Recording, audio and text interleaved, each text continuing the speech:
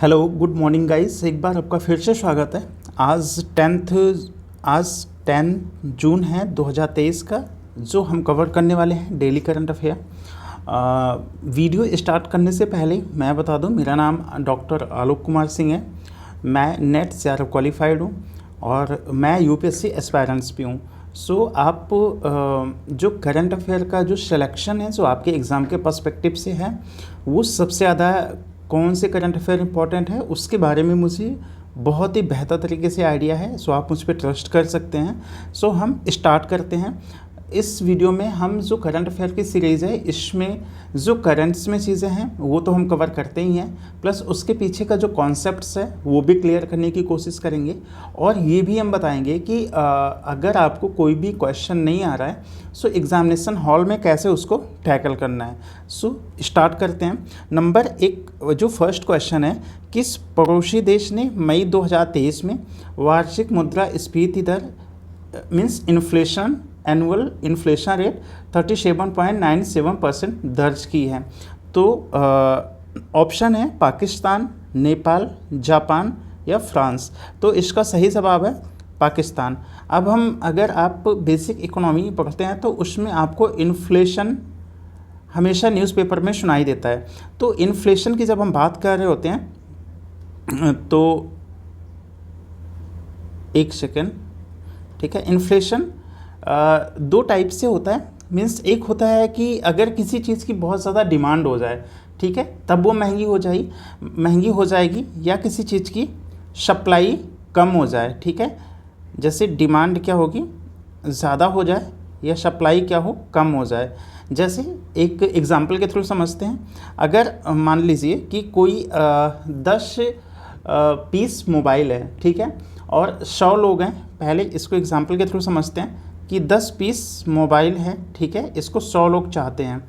अभी यही 10 piece mobile है, अगर इसको 1000 लोग चाहने लगेंगे तो क्या होगा, इसका प्राइस ऑटोमेटिक ज़्यादा हो जाएगा। तो ये क्यों हो रहा है इसका प्राइस ज़्यादा? क्योंकि इसकी डिमांड ज़्यादा हो जा रही है। तो इसकी वजह से एक इन्फ्लेशन हो सकता है, दूसरा सप्लाई साइड से हो सकता है। सो इसको हम फिर से इसी एग्जांपल से समझते हैं कि अभी 10 क्या है, एक सेकेंड। तो अगर अभी 10 मोबाइल है हमारे पास, ठीक है, इसको 100 लोग चाहते हैं, ठीक है, यही 10 मोबाइल है हमारे पास, अब इसको 50 लोग ही चाहते हैं। तो इसका क्या होगा, इसका प्राइस क्या होगा, आप बताइए। यहाँ पे ये इसको ऐसे फिगर बनाते हैं। अगर यहाँ पे 10 मोबाइल है, 100 लोग चाहते हैं, ठीक है। अब अगर यहाँ पे मोबाइल क्या किया जाए, सप्लाई कम कर दी जाए, किसकी, गुड्स की।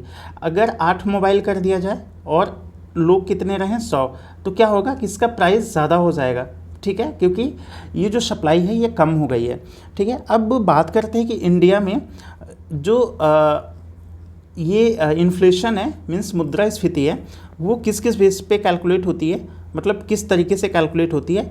एक होता है CPI, ठीक है, आप अगर न्यूज़पेपर पढ़ते हैं तो आपको सुनाई देता होगा। एक होता है WPI, wholesale price index, consumer price index, ठीक है। अपने यहाँ पे इंडिया में जो भी महंगाई कैलकुलेट की जाती है वो CPI पे कैलकुलेट की जाती है, ठीक है। और अभी जो करंट्स में है, जो हमारा CPI है 4.70% है, ठीक है। अब हम चलते हैं नेक्स्ट क्वेश्चन पे। अगर आपको समझ आया हो तो प्लीज़ आप कमेंट सेक्शन में बताइएगा। अगर नहीं समझ आया तो आगे मैं इसका डिटेल जो कॉन्सेप्ट्स है उसके बारे में डिस्कस कर लूँगा, ठीक है। अब नेक्स्ट क्वेश्चन है कि हाल ही में वित्तीय समावेशन की प्रगति की निगरानी और मूल्यांकन करने के उद्देश्य से एक वित्तीय समावेशन डैशबोर्ड अंतर्दृष्टि, ठीक है, ये आपके लिए इम्पोर्टेंट है। अंतर्दृष्टि किसके द्वारा लॉन्च किया गया है, ठीक है। तो ये आपको इसका सही जवाब क्या हो सकता है, आप एक बार वीडियो पॉज करके आप जवाब देने की कोशिश कीजिए। इसका जो ऑप्शन है, पहला है सेबी, दूसरा है RBI, तीसरा है insurance regulatory development authority of India, चौथा है कोल इंडिया। तो इसका सही जवाब है RBI, ठीक है। इसका सही जवाब क्या है, RBI। नेक्स्ट क्वेश्चन देखने से पहले हम अभी ये देख लेते हैं कि रिजर्व बैंक के गवर्नर कौन है, शक्तिकांत दास हैं, ठीक है। इसके बाद हम आते हैं नेक्स्ट क्वेश्चन पे।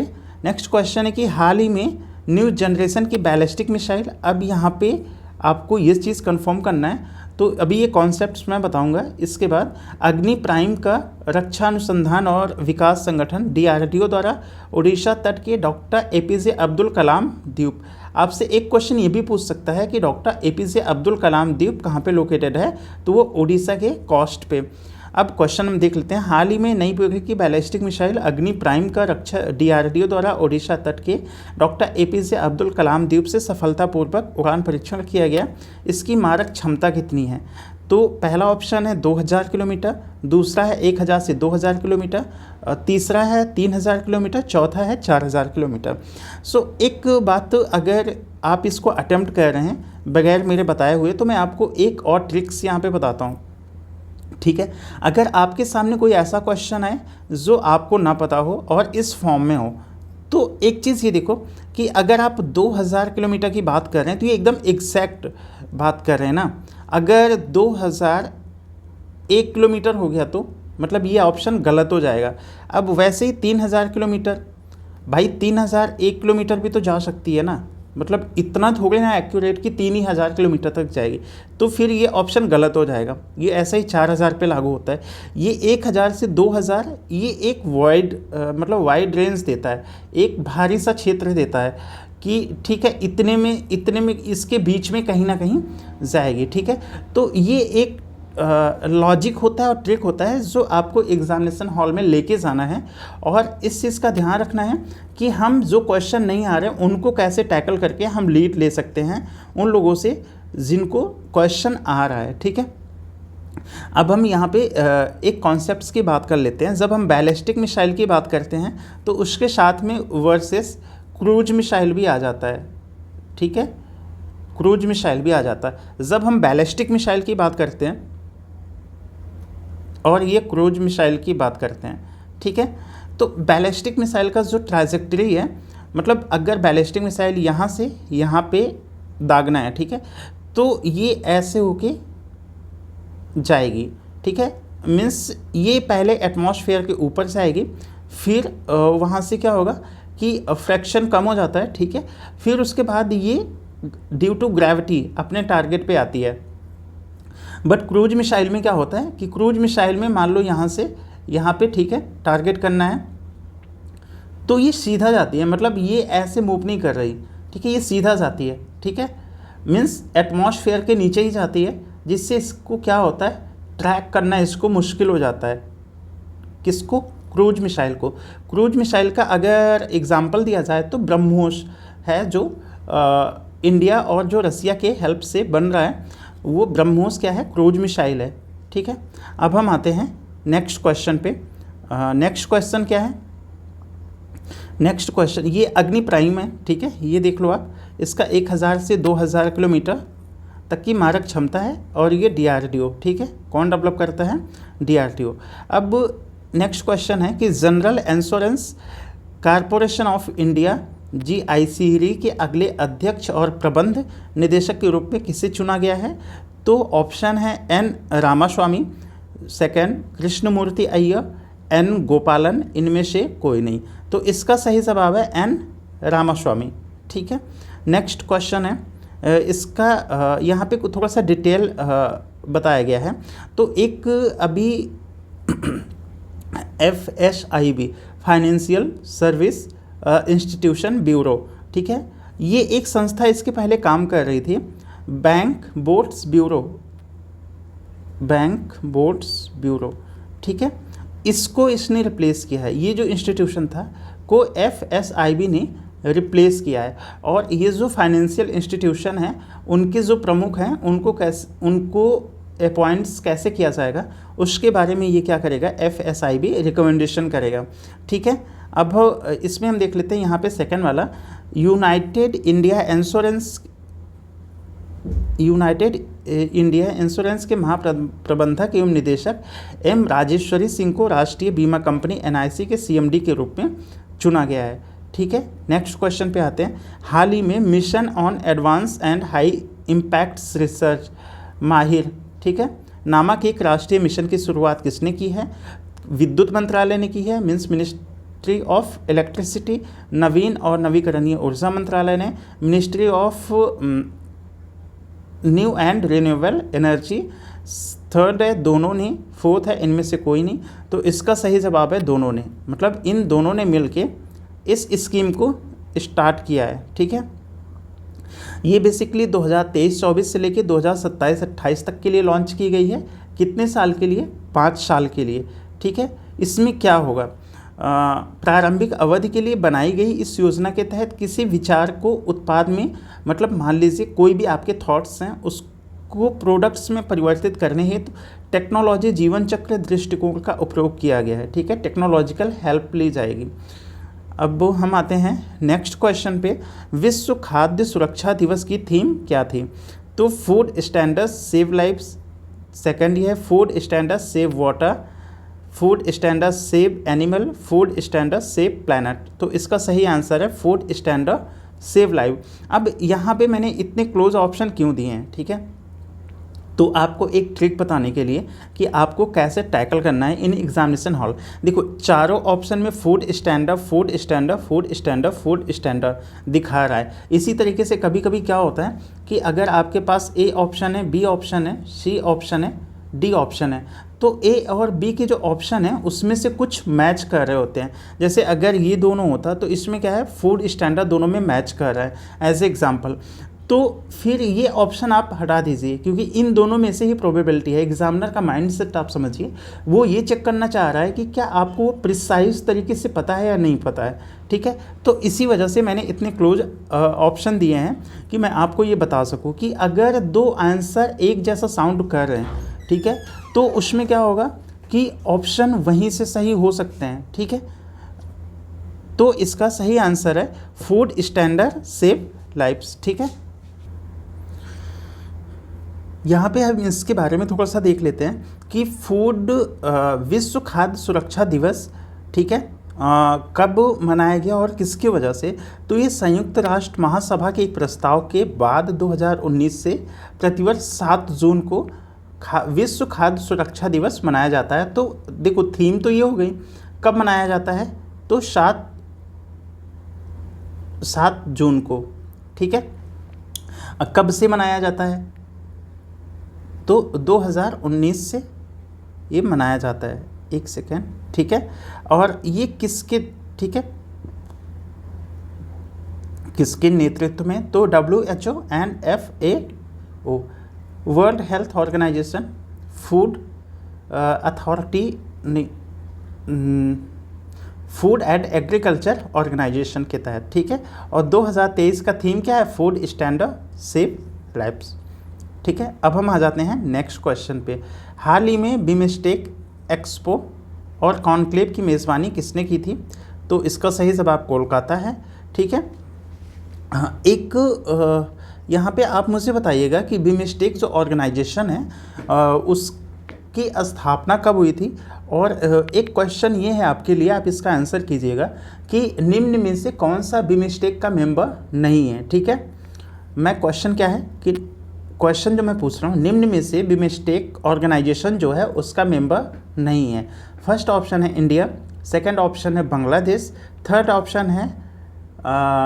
ऑप्शन है श्रीलंका, फोर्थ ऑप्शन है मालदीव। ठीक है, इन चारों में से आपको बताना है कि कौन बिमस्टेक का मेंबर नहीं है। ठीक है, अब हम आते हैं नेक्स्ट क्वेश्चन पे। नेक्स्ट क्या है कि हाल ही में कौन सी राज्य सरकार नंद बाबा दुग्ध मिशन योजना को स्टार्ट किया है। ठीक है, तो इसका सही जवाब है उत्तर प्रदेश। अब देखो यहाँ पे एक बात मैं और स्पष्ट करना चाहूँगा, इसको ध्यान से सुनिएगा। देखो एक चीज़ आप ये समझो कि आप अगर अपने एटमॉस्फेयर के बारे में अवेयर हो तो आप कई सारे क्वेश्चन वैसे ही टैकल कर सकते हो। देखो नंद बाबा दुग्ध मिशन, इसको सुन के मतलब क्या साउंड हो रहा है, मतलब कैसा महसूस हो रहा है, इस तरीके से लग रहा है ना कि ऐसे गवर्नमेंट्स के बारे में बात कर रहा है जिनका फोकस किस पे है। ठीक है, दुग्ध या गाय या एनिमल्स ऐसा कुछ करके ना। तो आप अगर मान लो आप कंफर्म नहीं हो, ठीक है, तो आप ये सोचो कि इस तरीके की स्कीम कौन प्रमोट कर सकता है, तो आपको क्लियर हो जाएगा कि ठीक है यूपी में जो गवर्नमेंट है इस चीज़ को ज़्यादा प्रमोट कर रही है। ठीक है, और ये जो नाम रखा जाएगा तो इसी टाइप की गवर्नमेंट्स रखेगी। मतलब मैं इस क्वेश्चन के थ्रू आपको ये बताने की कोशिश कर रहा हूँ कि जब आपको आंसर ना आ रहे हों तो आपकी जो अवेयरनेस है उसके बेस पे कैसे आंसर निकाले जाएंगे, ठीक है। अब इसकी जो इम्पोर्टेंट खास बात है, इसमें 1000 करोड़ रुपए के बजट के साथ इसे लॉन्च किया गया है। इसका उद्देश्य क्या है, सबसे ज़्यादा इम्पोर्टेंट हो जाता है। अगर आपको कोई स्कीम, तो कौन स्टार्ट कर रहा है, कौन सा स्टेट, ठीक है, उसका बजट क्या है और उसका ऑब्जेक्टिव क्या है। तो इसका उद्देश्य दुग्ध उत्पादन को इंक्रीज करना और दुग्ध चक्र को उचित मूल्य पे क्या करना है, इकट्ठा करना है, ठीक है।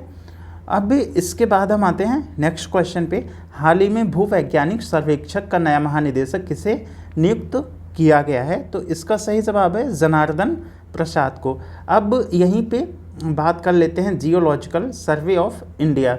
तो इसका हेडक्वार्टर कहाँ है? कोलकाता में, ठीक है। अब आपको ये बताना है कि कब इस्टेब्लिश हुआ था, ये आपके लिए है। कमेंट सेक्शन में कमेंट्स कीजिएगा, ठीक है।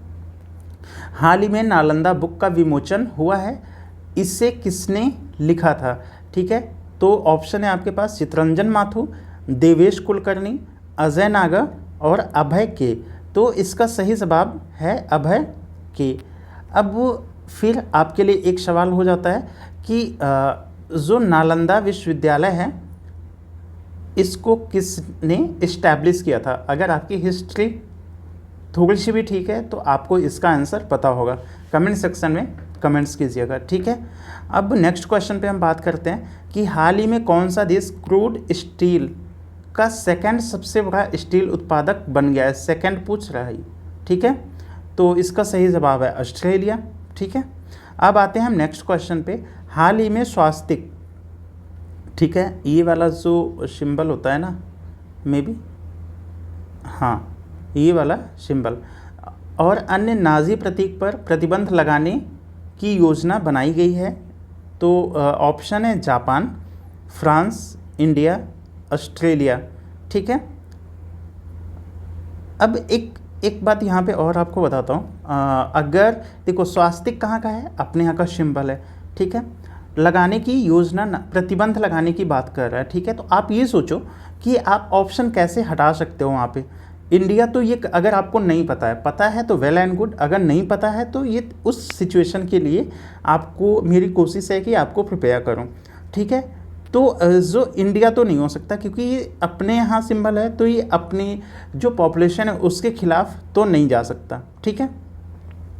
तो अगर एक ऑप्शन हट गया तो फिर आपके पास 3 ऑप्शन बचते हैं, जिससे आपकी प्रोबेबिलिटी क्या होती है, पहले 25% होती है प्रोबेबिलिटी, अभी क्या हो जाती है 33 सही 1/2% प्रोबेबिलिटी हो जाती है। तो आपको हर क्वेश्चन में अपना 100% देना है। आपको ट्राई करना है कि वो कैसे भी आप अपनी प्रोबेबिलिटी को इंक्रीज कर सकें।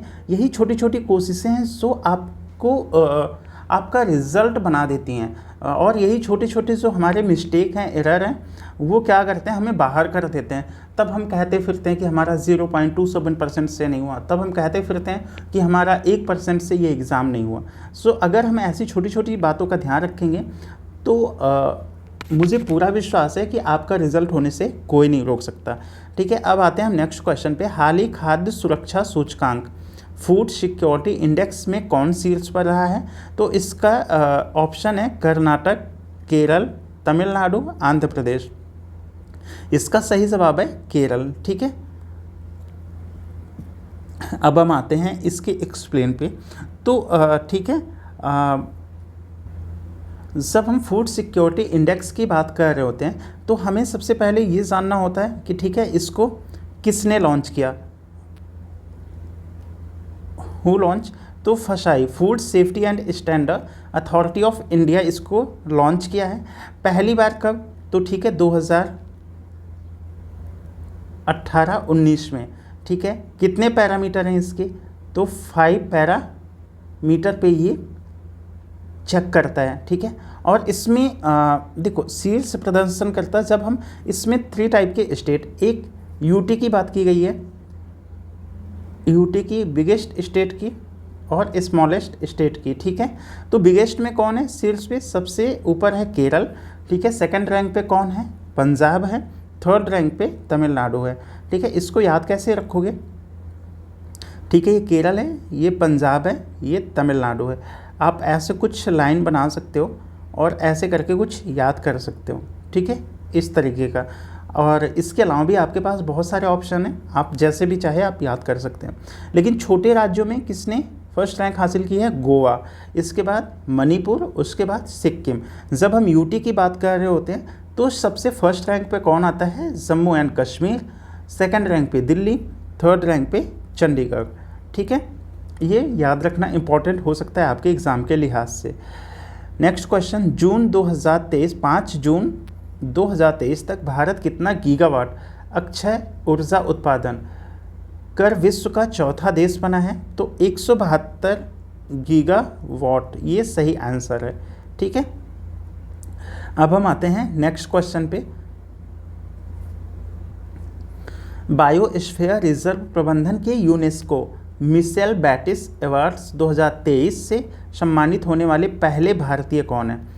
तो आप इसका ऑप्शन है जगदीश सुधाकर बकन, रमेश अय्यर, निकोलस ब्रैक्स, कंडडी सक्या। ठीक है, तो इसका सही जवाब है जगदीश सुधाकर बकन। अब यहीं पे हम बात कर लेते हैं कि जो बायोस्फीयर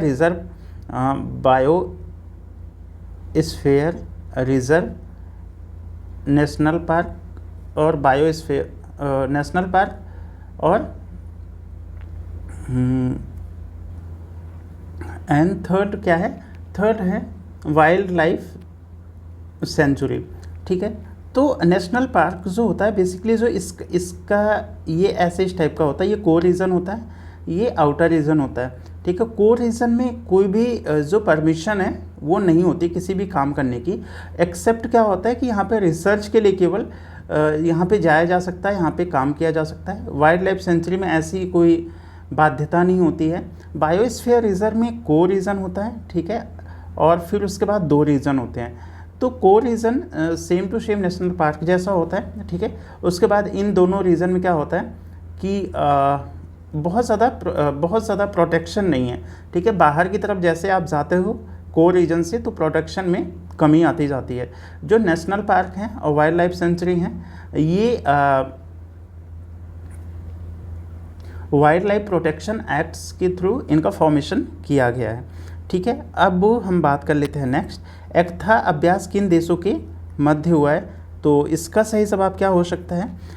ऑप्शन, पहले तो ऑप्शन देख लेते हैं। भारत और बांग्लादेश के मध्य, भारत और नेपाल के मध्य, भारत और श्रीलंका के मध्य, भारत और मालदीव के मध्य। तो सही जवाब है भारत और मालदीव के मध्य। हाल ही में गीतांजलि अय्यर की डेथ हो गई है, तो उनका संबंध किस फील्ड से था? तो इसका सही आंसर है एंकर की फील्ड से था। अब हम बात कर लेते हैं नेक्स्ट क्वेश्चन की। एमएसएमई के लिए 15 दिवसीय मेगा रजिस्ट्रेशन अभियान शुरू करने वाला राज्य कौन सा है? तो इसके ऑप्शन हैं उत्तर प्रदेश, राजस्थान, बिहार, ओडिशा। सही जवाब है इसका उत्तर प्रदेश। ठीक है, इसके तहत यूपी गवर्नमेंट्स ने स्टेट भर के सभी 75 ज़िलों में, ठीक है, एमएसएमई के लिए 15 दिवसीय रजिस्ट्रेशन अभियान लॉन्च किया है। ठीक है, इसके तहत क्या है कि इस अभियान का उद्देश्य एमएसएमई को कवर करना है जो अभी तक एमएसएमई उद्यम पोर्टल पर रजिस्टर नहीं है। ठीक है, अब हम बात करते हैं नेक्स्ट क्वेश्चन की। किस देश ने भारतीय क्षेत्र के माध्यम से बांग्लादेश को जल विद्युत निर्यात means electricity which is produce by river या वाटर, ठीक है, करने के लिए एक समझौता किया है? तो वो देश है नेपाल। ठीक है, अब इसके बाद हम बात करते हैं नेक्स्ट क्वेश्चन की कि अमेरिका ने हाल ही में किस देश के साथ एक व्यापार समझौता पर हस्ताक्षर किया है? इसका सही जवाब है ताइवान। ठीक है, इसके साथ में ये 10 जून का करंट अफेयर समाप्त हुआ। अगर आपको किसी बात का डाउट हो तो आप मुझे कमेंट सेक्शन में कमेंट कीजिएगा, मैं देखता हूं। और अगर आपको किसी कॉन्सेप्ट्स में दिक्कत है तो आप उसको कमेंट्स कीजिएगा, मैं कोशिश करूंगा कि उस पर मैं डिटेल वीडियो बनाएं जिससे आपकी जो प्रॉब्लम है वो दूर हो जाए। अगर अभी तक आप मुझे सुन रहे हैं और देख रहे हैं, आई होप तो आप चैनल को प्लीज़ सब्सक्राइब कीजिएगा और अपने दोस्तों के साथ, अगर आप कंफर्ट है तो आप शेयर कीजिएगा। फिर अब मिलते हैं कल नेक्स्ट वीडियो में इसी टाइम फिर से एक बार। तब तक के लिए अपना ध्यान दीजिएगा।